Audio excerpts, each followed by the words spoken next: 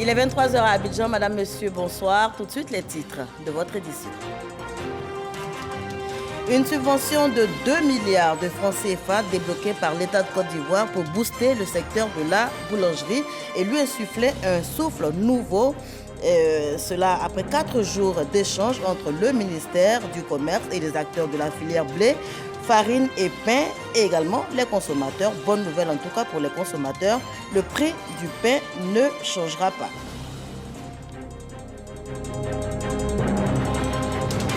Dans l'actualité également, la rencontre à Berlin des ministres membres du WASCAL et du SASCAL. Nous en parlerons avec Sephora Zegui, notre envoyé spécial à Berlin. Ces ministres ont exposé pendant tous ces échanges sur 2 heures de temps pour donc exposer les potentialités dont regorge l'Afrique de l'Ouest et centrale.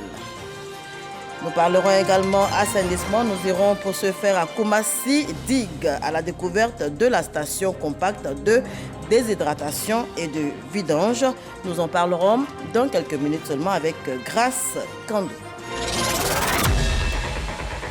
Voilà pour les titres. Bienvenue dans votre journal. Je vous le disais tantôt, nous évoquerons un certain nombre de sujets dans ce journal, mais on démarre tout de suite au ministère de la Défense, où le ministre de la Défense, Téné Birahima Ouattara, a procédé ce mercredi à la décoration de plusieurs membres de la Commission Défense et Sécurité de l'Assemblée nationale. Près de 200 personnes, civiles et militaires, distinguées après au moins 15 ans de loyauté et d'abnégation au travail. La cérémonie a été marquée par la remise d'une quarantaine de véhicules, un don du président de la République, Alassane Ouattara. Chef suprême des armées, c'est avec Walter Amadou Ouattara qu'on en parle. 96 ans révolus, l'adjudant de gendarmerie Siaka Ouattara reçoit la médaille des forces armées.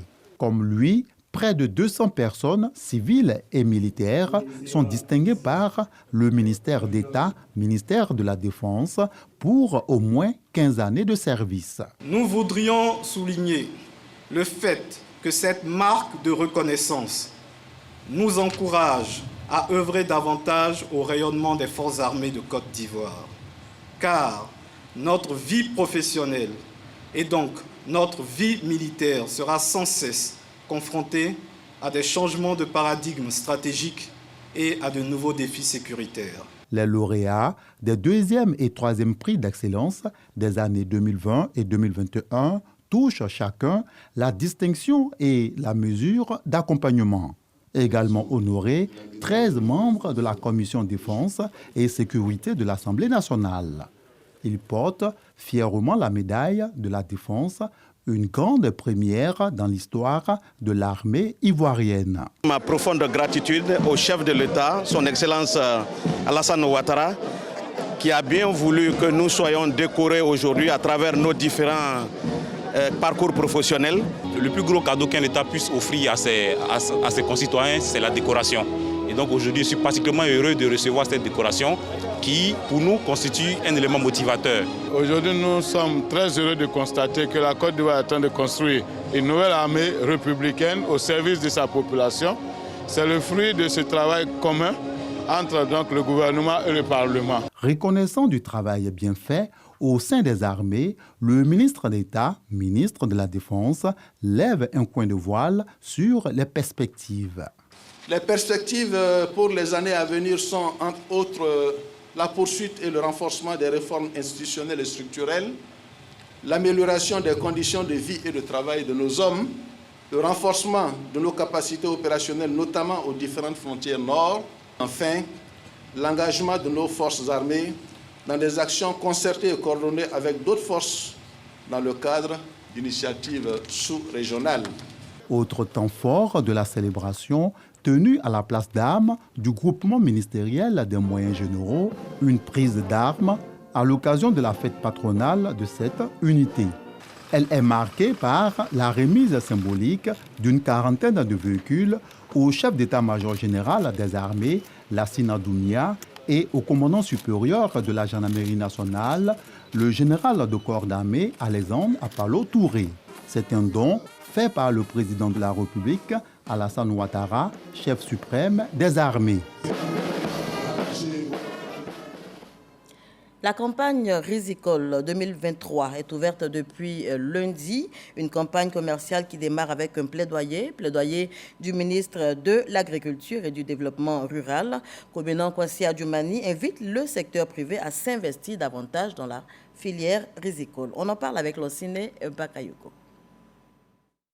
En plus de la baisse des superficies et des difficultés de commercialisation, la filière risicole ivoirienne, confrontée aux effets pervers du changement climatique, fait également face à une réduction des appuis en intrants et en semences améliorées.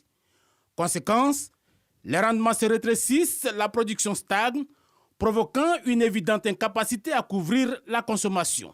Nos agriculteurs, en collaboration avec les partenaires de cette campagne risicole, notamment les fournisseurs d'intrants agricoles, les entreprises de transformation et de commercialisation de riz, ainsi que les responsables locaux nationaux, travaillent dans des conditions difficiles pour garantir une production de riz de qualité et en quantité. La politique de l'État de Côte d'Ivoire est de faciliter les conditions de travail de tous les agriculteurs et pour assurer une production satisfaisante. Alors que les besoins annuels s'élèvent à 2 millions de tonnes, la production nationale dépasse à peine le million de tonnes, ouvrant la porte aux importations. Ce que nous devons faire dans un premier temps, c'est d'abord sensibiliser les uns les autres à la production de riz. Comment voulez-vous que nous soyons premier pays producteur de cacao, premier pays producteur de cajou, et que nous ne soyons pas capables de produire du riz? Plus que l'autosuffisance, il s'agit d'aller vers la souveraineté alimentaire. Et sur l'ensemble de la chaîne des valeurs riz, les défis sont nombreux, entre autres, la mécanisation, le financement et surtout la maîtrise de l'eau. La maîtrise d'eau, ce n'est pas seulement faire des barrages, mais c'est faire des canalisations pour permettre que toutes les eaux qui tombent du ciel puissent être recueillies quelque part et servir en temps opportun à l'irrigation.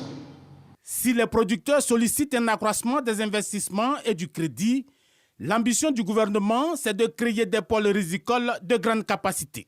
Déjà, 28 000 hectares supplémentaires devraient être mis en exploitation sur les prochaines années.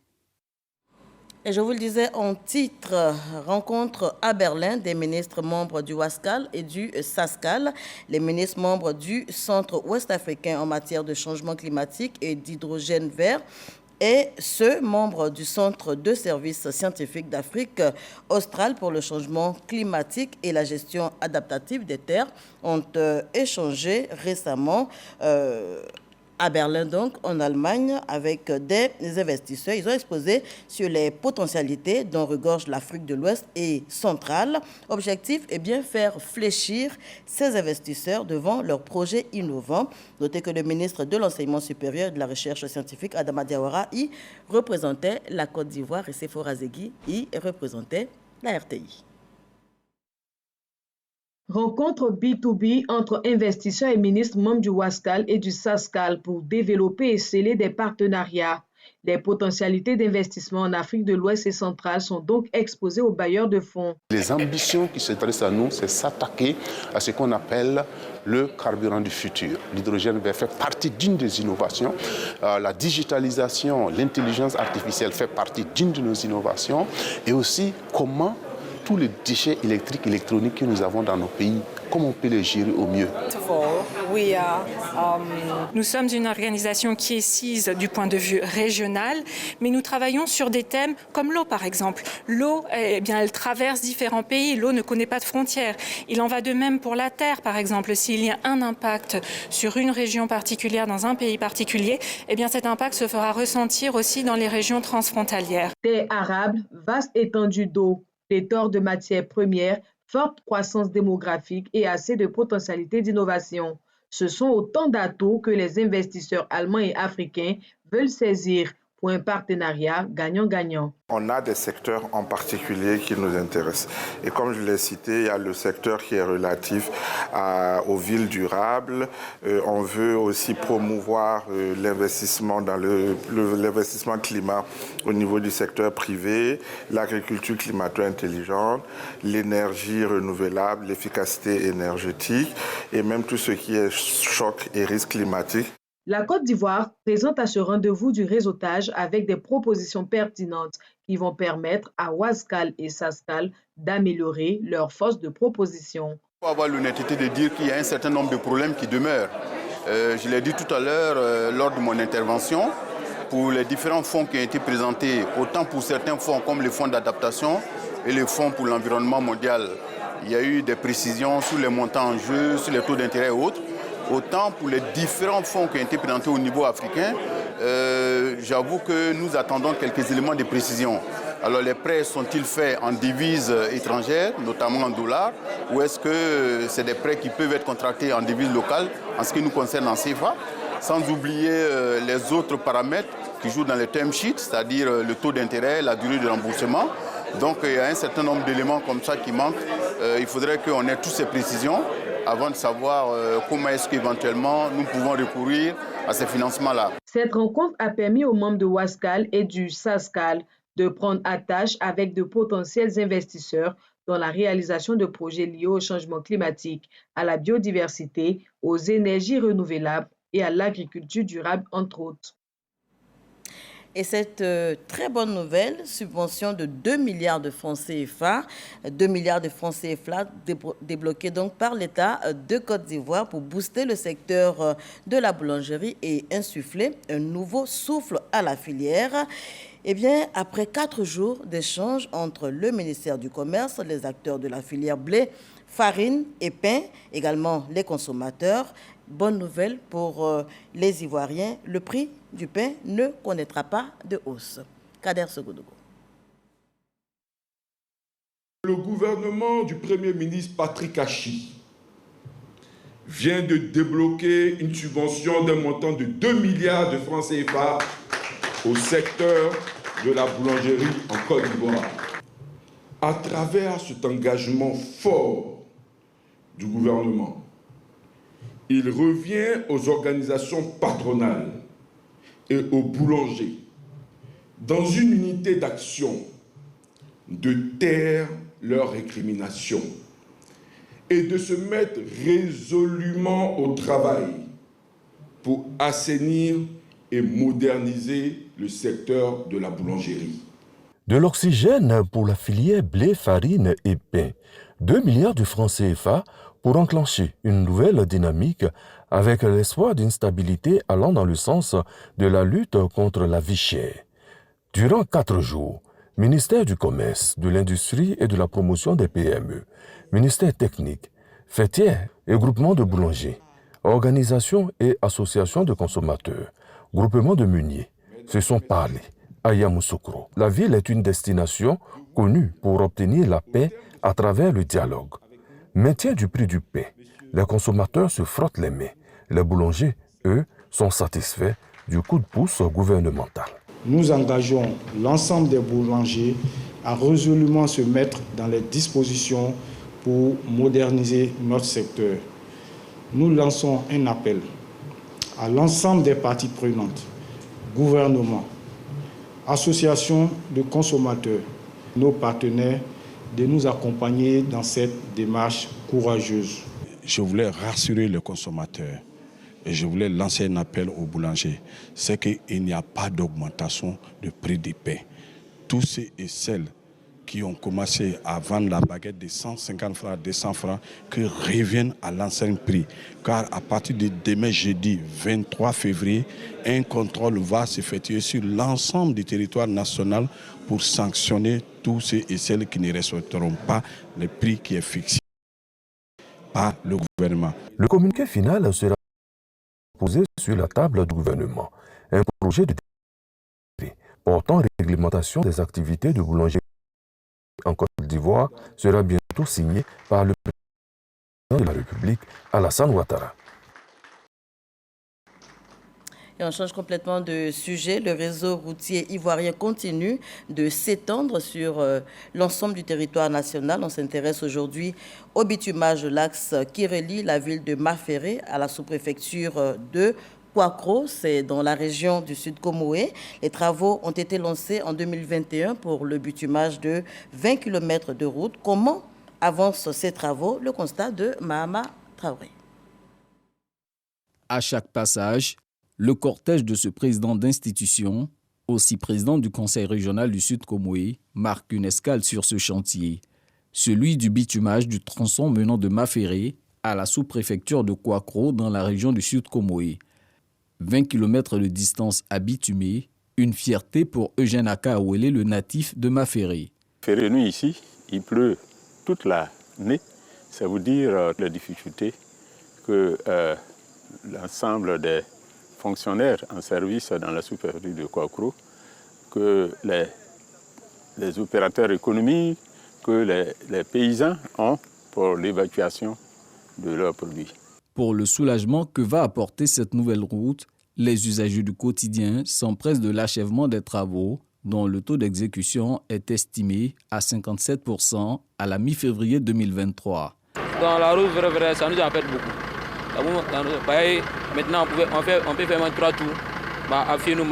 Avant, si on a trop fait, c'est 2 tours. Nous sentons qu'il y aura une amélioration. On est sûr qu'on aura une voie normale sur laquelle on pourra passer facilement.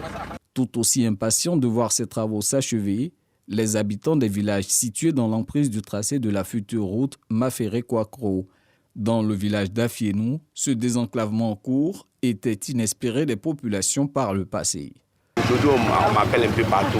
On veut acheter l'eau à Afienou, on veut avoir un terrain à Afienou pour pouvoir construire. Donc je pense que sincèrement, c'est le développement total du village. Il y a un hôpital ici. S'il y a un malade, si la route est bitumée, le malade qui doit être transféré d'Afienou à Boisseau doit être vite arrivé et être sauvé. Les travaux de bitumage de l'axe Maféré-Kouakro ont été lancés en mai 2021 pour un délai de 2 ans. Le chantier accuse du retard du fait de la forte pluviométrie dans cette zone du pays. L'ouvrage attendu sera une chaussée de 2 fois 1 voie, dotée d'ouvrages de drainage. Il est aussi prévu la construction d'un ouvrage d'art, un pont en béton armé au niveau du village d'Afienou. Tout ceci pour un investissement global de 17 milliards de francs CFA.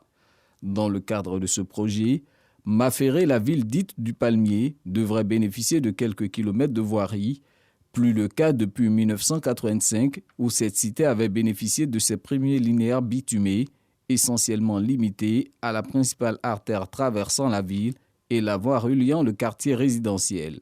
Il y a le quartier qui s'appelle FSH qui va en bénéficier, le quartier Briangois qui pourra donc en bénéficier, de même que le quartier qu'on appelle Bédénou et le quartier résidentiel.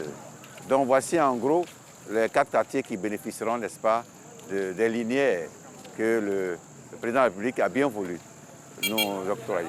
Ce nouveau tronçon vient s'ajouter à la liste des projets routiers réalisés ou en cours d'exécution dans la région du Sud Comoé. Le Sud Comoé occupe une position stratégique qui fait de cette région la porte d'entrée des mutations qui ont façonné la Côte d'Ivoire. Et pendant un moment, nous avons été malheureux parce que pour avoir été cette porte d'entrée, il nous a semblé que nous étions oubliés. Dieu merci, Alassane Ouattara est là et nous renaissons avec son programme. Cette renaissance par la route devrait se poursuivre. Dans les mois à venir, un autre chantier d'envergure sera engagé, celui qui va permettre de connecter Aboissau à son chef-lieu de district à Bengourou en passant par Ayamé, une distance de plus de 180 km. Et de l'intérieur du pays, on revient à Abidjan, précisément à Koumassi, digue à la découverte de la station compacte de déshydratation et de vidange, une unité de traitement des boues de vidange des fosses septiques des ménages dans la partie sud d'Abidjan. Une incursion pour mieux comprendre le processus de collecte, de traitement et de transformation de ces déchets en matière organique. On y va avec Grâce Kando. Un camion de vidange en mouvement. Ibrahim est au volant, interpellé ce matin pour une intervention ici au quartier d'Ivo. Le site est confronté à un problème d'assainissement. Dans cette cour, une fosse pleine, l'équipe est appelée par ce locataire. Comme ma fosse est remplie, donc j'ai appelé un camion vidange pour venir essayer de créer un peu quoi. Voilà, pour vider la fosse. Quand ça déborde, ça nous fatigue odeur, bon franchement, ça nous dérange trop. Direction poste de dépotage de Trècheville. Abidjan en dispose 3. Pour le président des vidangeurs, ils peuvent être plus efficaces avec davantage de soutien. Il y a cependant de l'amélioration dans leur travail en dépit des difficultés. On a en train de construire les dépôts et on a mis les gens en circulation pour empêcher les gens de verser dans les caniveaux ou dans les trous. Donc tout le monde a oublié d'aller à la dépotoir pour aller dépoter là-bas. Mais c'est loin.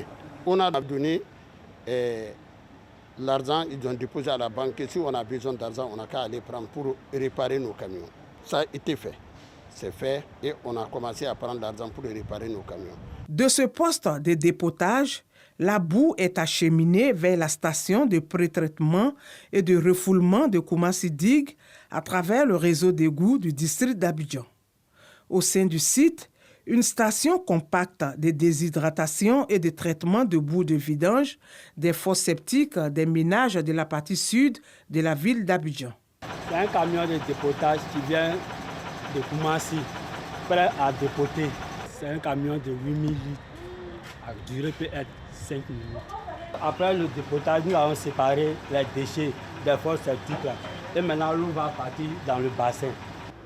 Au niveau d'Abidjan, nous avons donc 2 systèmes d'assainissement. Donc il y a 40% de la population donc, qui est raccordée au réseau d'eau usée. Et on a également 60% de la population n'ayant pas accès au réseau, donc, qui est sur les fosses septiques, donc pour l'assainissement non collectif, l'assainissement autonome. Donc au niveau de ces 60%, lorsque leur fosse est pleine, ces ménages-là vont faire appel donc, à des camions de vidange pour venir soutirer la boue de leur fosse et les envoyer sur les unités de traitement. Ces matières fécales issues de ces fosses septiques subissent un processus de traitement avec pour finalité la récupération des matières organiques. Une fois le dépotage fait, les boues seront stockées donc, dans cette bâche. Et donc de cette bâche, on a une pompe immergée qui va donc pomper la boue pour la stocker dans cette cuve de 100 mètres cubes. Une fois la boue dans le caisson, tout ce qui est floc, tout ce qui est élément solide va rester au-dessus du tamis. On a 2 raccords de sortie. Donc tout ce qui est liquide là, va donc être acheminé à travers ces 2 raccords de sortie et aller dans le réseau pour être évacué. Ce dispositif gagnerait toutefois à être plus connu. Une meilleure communication pour une gestion optimale des boues de vidange pour les populations et les opérateurs est alors de mise. Faisons de la sensibilisation auprès des populations, déjà pour que les fosses septiques soient réalisées selon des normes, de sorte à ce que les opérateurs de vidange qui font de la vidange mécanique puissent aller pomper ces boues-là dans leur ménage, dans les règles de l'art. Et aussi, nous faisons la sensibilisation auprès des opérateurs de vidange, en sorte que les boues qui sont récupérées dans les ménages ne soient pas déversées dans des lieux qui ne sont pas adaptés. Nous veillons aussi à leur mettre à disposition des installations appropriées.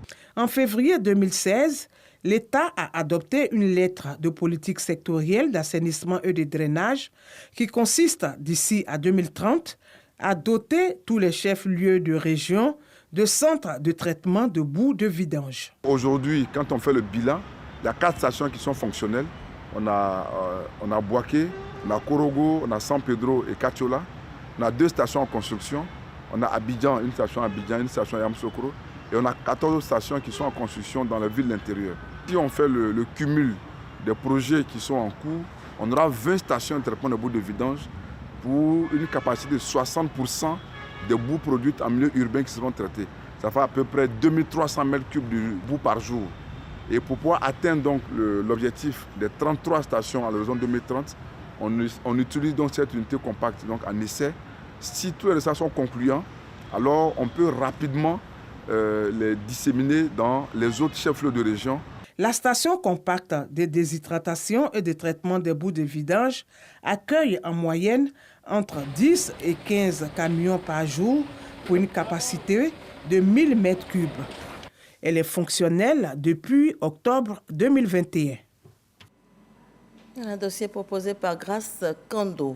Mercredi 22 février 2023, mercredi décembre, les chrétiens catholiques ont entamé aujourd'hui le temps du carême, 40 jours de repentance, de jeûne, de piété et de charité, 40 jours pour se rapprocher davantage de Dieu. Laetitia Kwasi et Jean-Marc Djadji étaient à la paroisse Sainte-Bernadette de Marcory. Ils nous font revivre la célébration. Messe décembre à la paroisse Sainte-Bernadette de Marcory. Les fidèles de l'église reçoivent les cendres de l'officier de la messe. Une étape qui marque le début du carême chrétien catholique, moment consacré à la repentance et au partage. Ce jour-là nous rappelle d'abord que nous sommes fragiles devant Dieu et que sans la grâce de Dieu, sans la miséricorde de Dieu, sans la bonté de Dieu, nous resterons poussière. On demande alors, dès ce premier jour de carême, le mercredi des cendres, à Dieu de faire miséricorde à chacun d'entre nous, de faire miséricorde à notre monde et dans une démarche pénitentielle, humble, de nous relever. Les 40 jours que compte le mois de carême et qui s'achèvent le jour de la Pâque se résument en 3 actions, la prière, l'aumône et le jeûne. C'est un temps à la préparation et à l'avènement du Christ. Voilà, le mercredi des cendres, top départ du carême chrétien. Le jour d'avant, c'était le Mardi Gras à l'état-major et au ministère de la Défense. On revit le moment avec nos reporters. Ministère de la Défense au plateau. Une visite de ce tout petit en tenue militaire au ministre d'État, Téné Birahima Ouattara. Pour la célébration du Mardi Gras, ces élèves de l'école maternelle Les Canetons d'Adjami sont venus rendre hommage aux 49 soldats en mission l'an dernier au Mali et surtout féliciter le leadership du chef de l'État dans la gestion de cette affaire. Les enfants, malgré leur jeune âge, souhaitent dire merci au chef de l'État à travers vous pour avoir œuvré résolument à la libération des 49 soldats. Avant cette étape, les enfants étaient à l'honneur à l'état-major des armées au Kangaline. Salut aux couleurs. Découverte des véhicules et autres engins militaires. Et la salle d'exposition. L'acte est bien accueilli par la haute hiérarchie militaire. Ces enfants ont l'âge de 2 à 5 ans et pouvoir chanter l'hymne national à cet âge augure déjà d'un esprit patriotique élevé. Donc je voudrais vraiment qu'on félicite les enfants demain.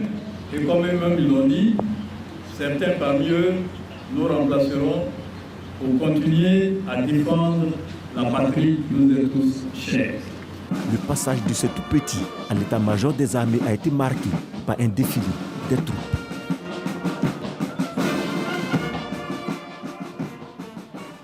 Voilà, et l'actualité à l'international nous conduit entre autres en Chine et au Burkina Faso. On y va avec Sidonie Davila.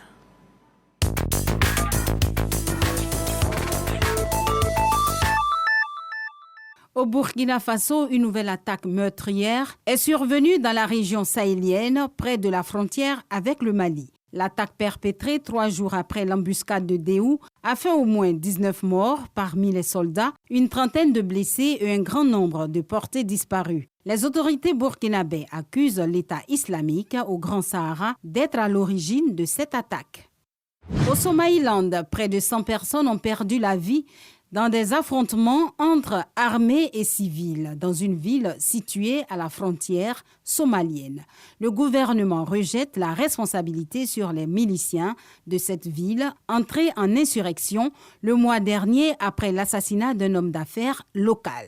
Ces derniers réclament désormais le rattachement de leur ville à la Somalie voisine. L'effondrement d'une mine de charbon a fait 2 morts et 53 disparus en Mongolie intérieure, au nord de la Chine ce mercredi. Un certain nombre d'employés et de véhicules également ensevelis dans l'effondrement. Voilà un commentaire de Sidonie Davila qui met un terme à ce journal. Merci de l'avoir suivi. Passez une excellente soirée sur nos antennes.